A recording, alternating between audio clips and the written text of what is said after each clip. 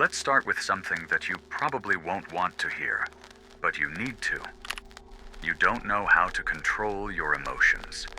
It doesn't matter how many books you've read, how many motivational quotes you've saved in your gallery, or how much you brag about having emotional intelligence.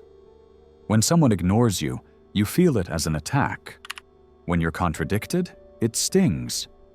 And when something doesn't go as expected, your mind starts making up 1,000 stories, all colored by fear, ego, and old wounds that you didn't even know were still open.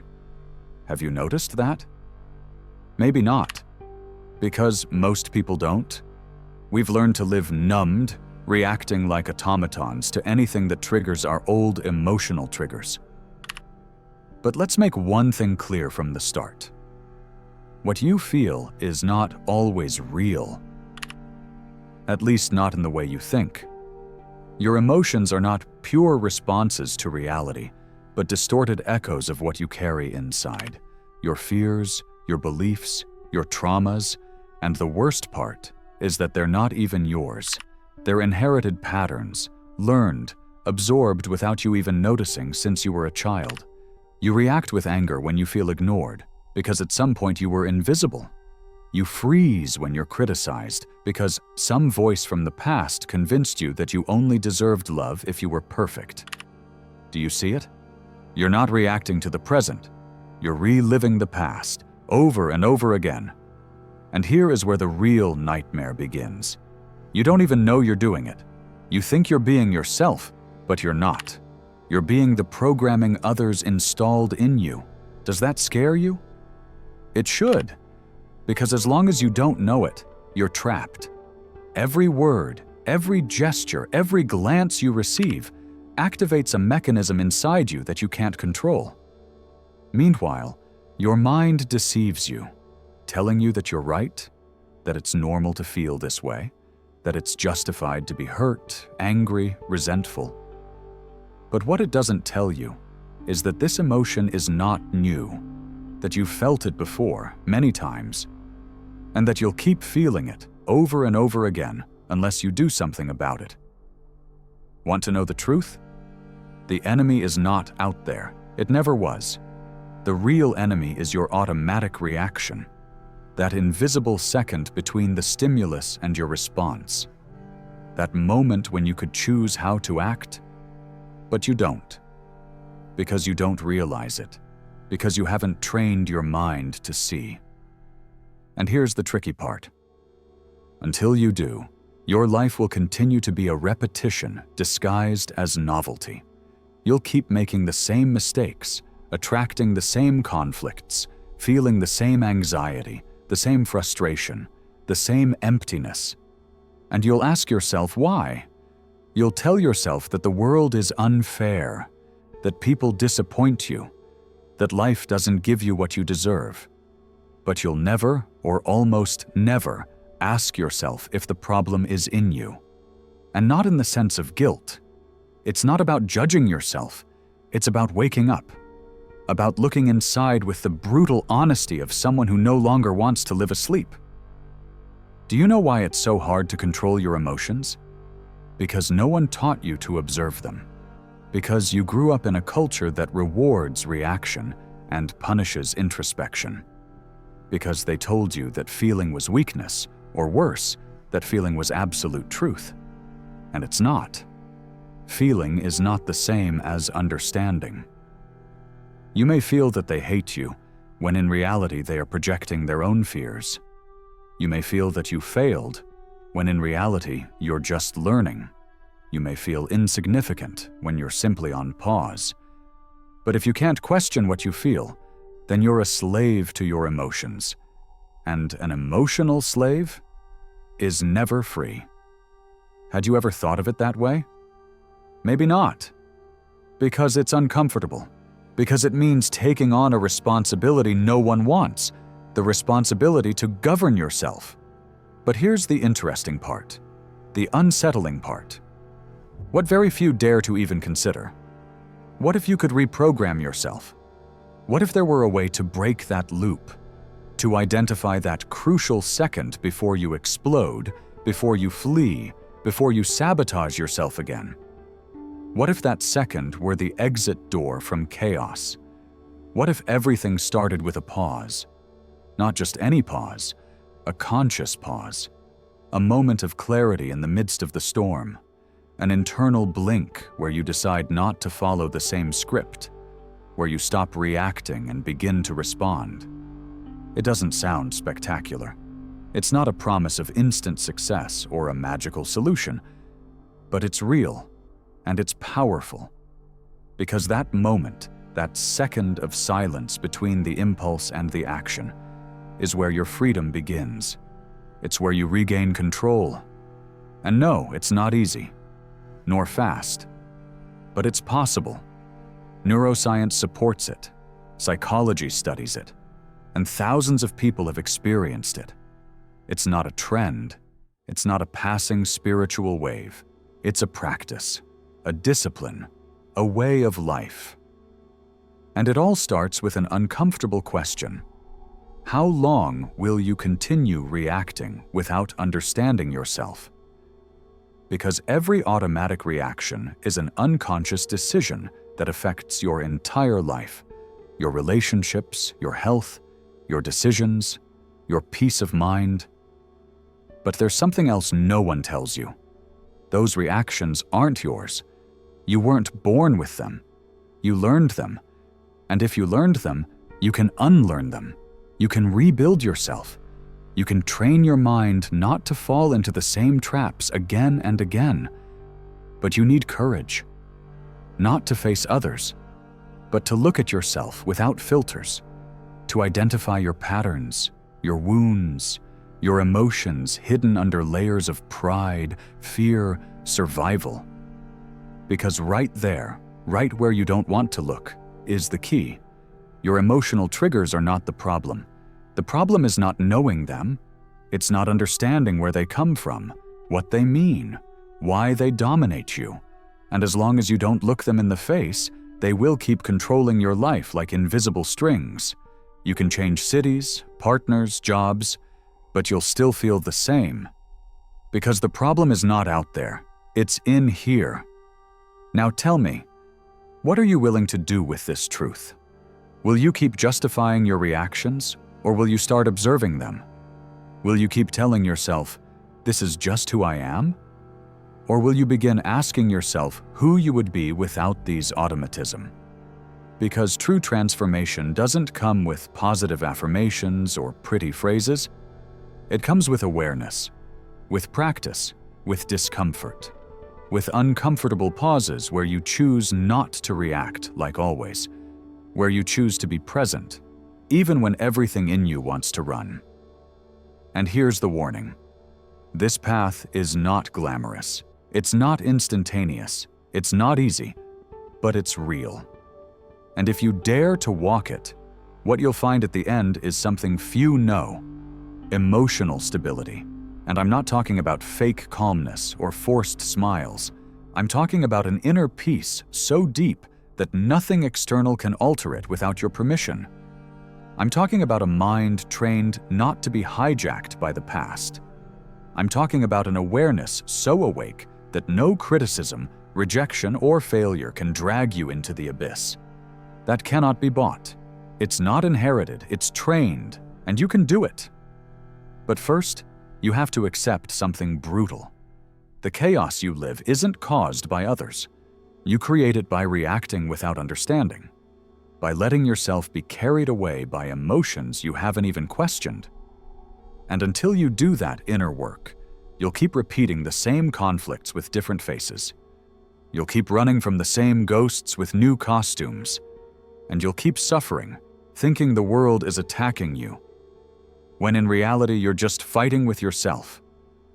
So tell me, will you keep running from yourself, or will you finally look within? Will you keep being a puppet of your emotions, or will you become their master? Because time is running out, and every unconscious reaction takes you further away from who you could become. But every conscious pause, every moment of observation, every second where you choose to respond instead of reacting, brings you closer. It builds you. It transforms you. The rest is just noise. And now that you've seen the face of your automatic reactions, that you've started to suspect that maybe you're not as free as you thought, let's go deeper. Let's talk about something few dare to explore. The internal narrative. That voice that talks to you when no one else does. That comments on every one of your actions. That blames you, sabotages you, reminds you of your failures, and very rarely, if ever, pushes you with compassion. Have you ever wondered where that voice comes from? Because it's not yours. Not entirely. That narrative was built with the words of your parents, your teachers, your first disappointments, rejections, comparisons, those small humiliations no one remembers, but that you never forgot. That voice that whispers you're not enough. That if you show vulnerability, they'll destroy you. That if you don't react quickly, you'll look ridiculous. That voice has been your guide. But it's a blind guide, fueled by fear, not wisdom. And as long as that voice keeps directing your thoughts, your emotions will stay trapped in childhood. You matured physically, but emotionally, you froze in time. Every time you feel shame, it's not because of what just happened. It's because of something that occurred 20 years ago and that your mind still hasn't processed. Shame isn't the problem. The problem is that your internal voice multiplies it, distorts it, turns it into your identity. I'm a failure. I'm not good at this. This always happens to me. Sound familiar? And that narrative is addictive. It keeps you in a loop, because one part of you, the most damaged part, has already found comfort in suffering. It's already used to the drama, to the emotional roller coaster, and any attempt at calm feels like a threat. Because when the internal noise disappears, something even scarier appears. Silence. And in the silence, you can no longer hide from yourself. There are no excuses. There are no blame shifters. It's just you. That's why change is so hard. Not because you can't do it, but because real change requires confronting the story you've been telling yourself for years. And rewriting that story hurts, because it means dismantling an identity that, even though it hurts you, is the only thing you know. And here's the trap. Your brain doesn't seek what's best for you. It seeks what it knows.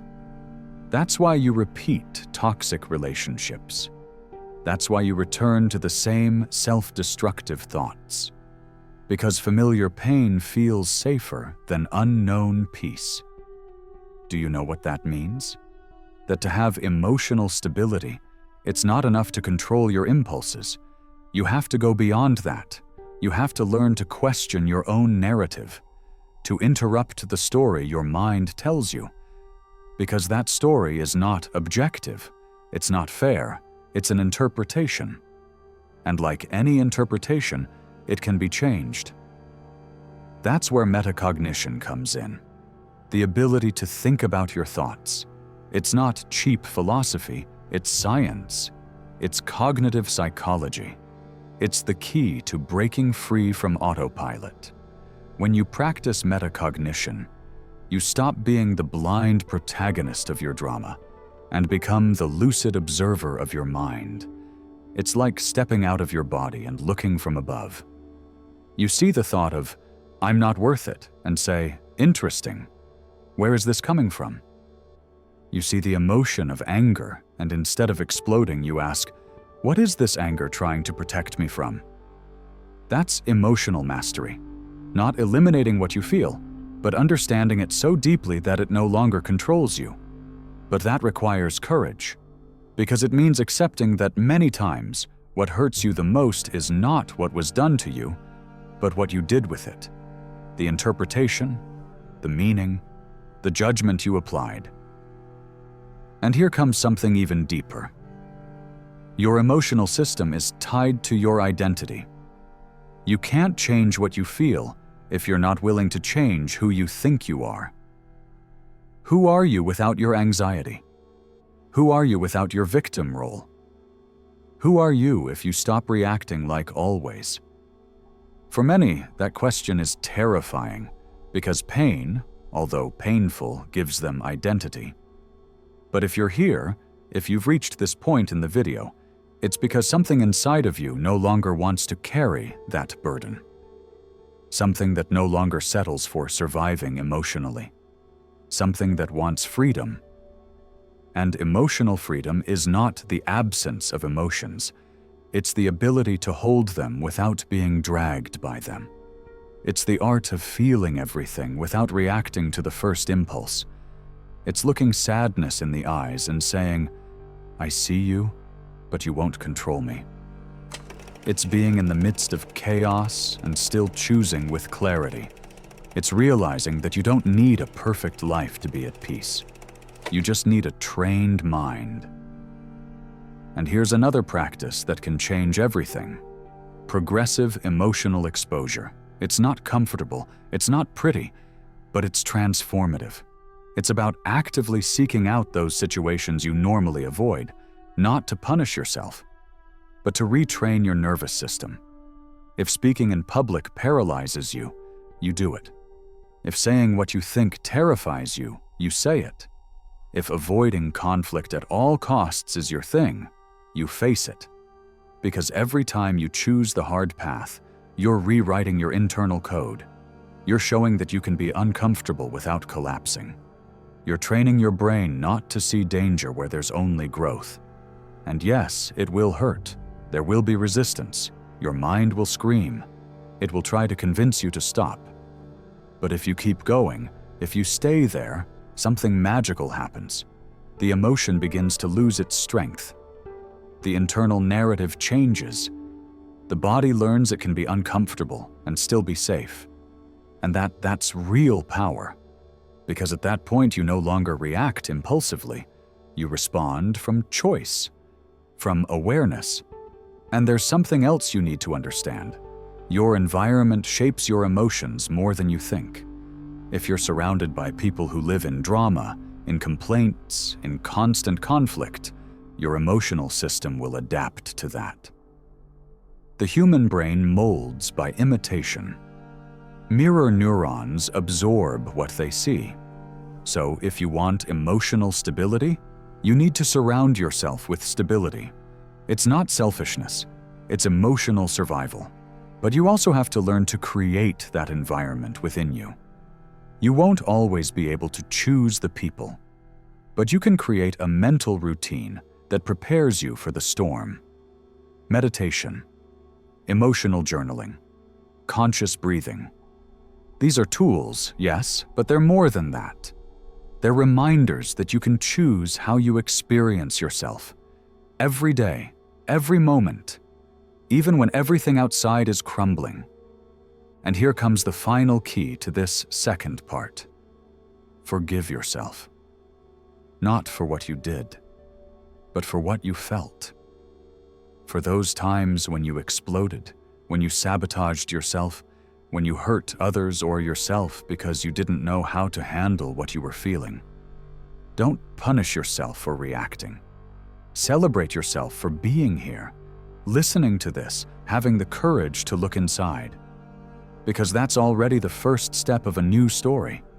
A story where you are neither the victim nor the villain, but the author. And if you write it, you can change the ending.